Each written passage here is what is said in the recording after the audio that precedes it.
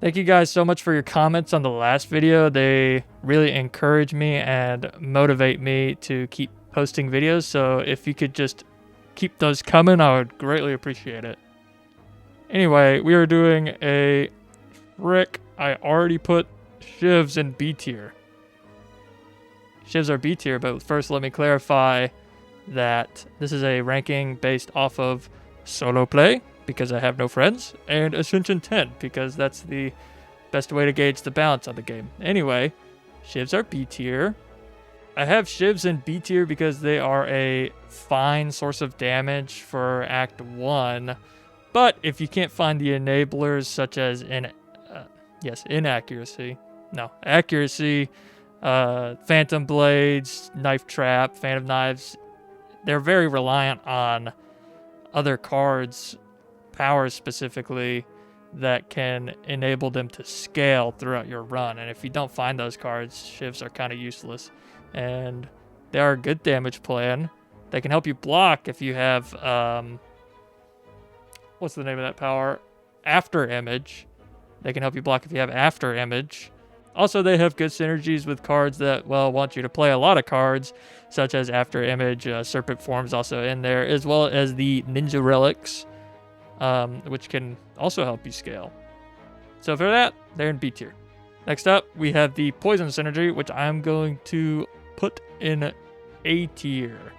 The reason for this is, even though a lot of people were freaking out once Slay the Spire 2 first launched that Poison is dead basically because Catalyst is missing, it's actually still a very solid damage source due to them adding a lot of new cards into the game, and can even help you block if you pick up a Mirage or two. It synergizes well with the Shiv synergy partway due to Envenom if you can pick that up. Accelerant turns a low amount of poison into a lot of damage, so if you have a 1 or even 2 poison cards, you can pick that up, and you'll really start to ramp up your damage on poison if you pick up even more poison cards. Bouncing Flask, Noxious Fumes, and Outbreak. Very good combo. Outbreak does excellent AoE damage. Can really help with those AoE fights that poison usually struggles in. And my favorite poison card is Snakebite. Kind of underrated. Energy's a lot harder to come by in this game, so you'll find that Bouncing Flask and other 2-cost cards are a lot harder to play. Because Snakebite retains, you can keep it over turns and play it on that turn where you're not taking a lot of damage, or you drew some good block or energy generation cards that you can play it with. Just a fantastic card, honestly, and it upgrades to 10 poison, which is only 2 less than Bouncing Flask. Not to mention that because of a lot of multi-enemy fights in this game, Bouncing Flask got worse just because you don't want that random application of poison and prefer that poison on one enemy instead to kill them quickly. Maybe I should do a video on Snakebite. I love that card. Anyway, that's Poison Synergy. Next we have the Discard Synergy. This is going into S tier. Similar to Exhaust, it allows you to go infinite the easiest, as well as cycle through your deck very quickly and effectively with cards like Prepared, 0 cost, draw 2 when it's upgraded, discard 2 for the Sly synergies that were added in this game, Acrobatics, draw 3, 4 upgraded, discard 1, an excellent draw card, while also being able to play with Sly synergies like your Tactician or your Reflex. Get energy, draw a bunch of cards. Like, Acrobatics into Reflex is draw 6, 7 upgraded. Wow, just an insane combo for 1 energy.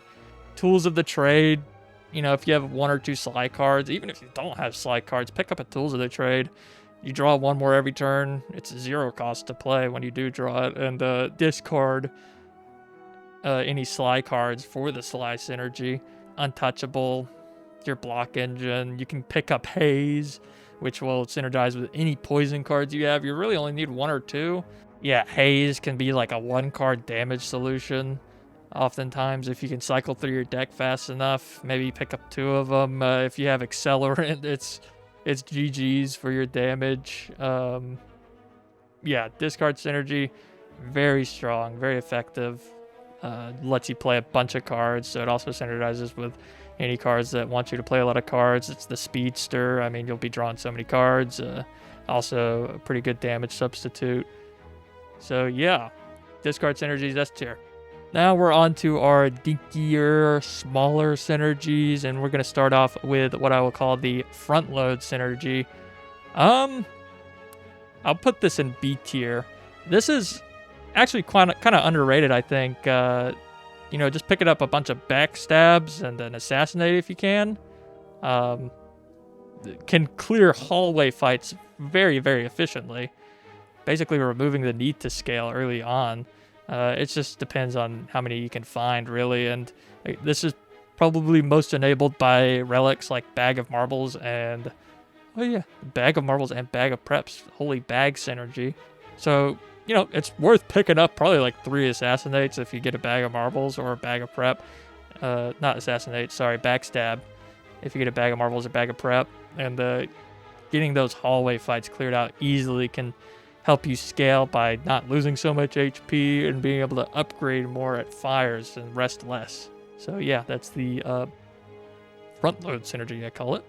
Next up, we got Flechettes synergy, which I'll put in A tier. Flechettes is a pretty strong card in this game, especially if you can find, any form of retain. If you get Runic Pyramid, that's a GG. If you get well-laid plans, upgrade it, that's again a very solid damage plan. Just Flechettes is your only attack in the deck. Then you just fill your deck with probably the discard synergy, because discard synergy is mostly skills, and you got your damage plan and you got your block plan and discard, and because the rest of the cards you can pick are skills, you'll just be blocking a lot, and then when you draw Flechettes, it'll deal 70 plus damage most of the time when upgraded. So an excellent card, benefits well from multi-hit. Also benefits from Snakebite, because Snakebite is a skill that retains. You see what I'm cooking? See what I'm cooking here? Big brain. Snakebite OP. Anyway, speaking of OP, that's what Grand Finale isn't. D tier.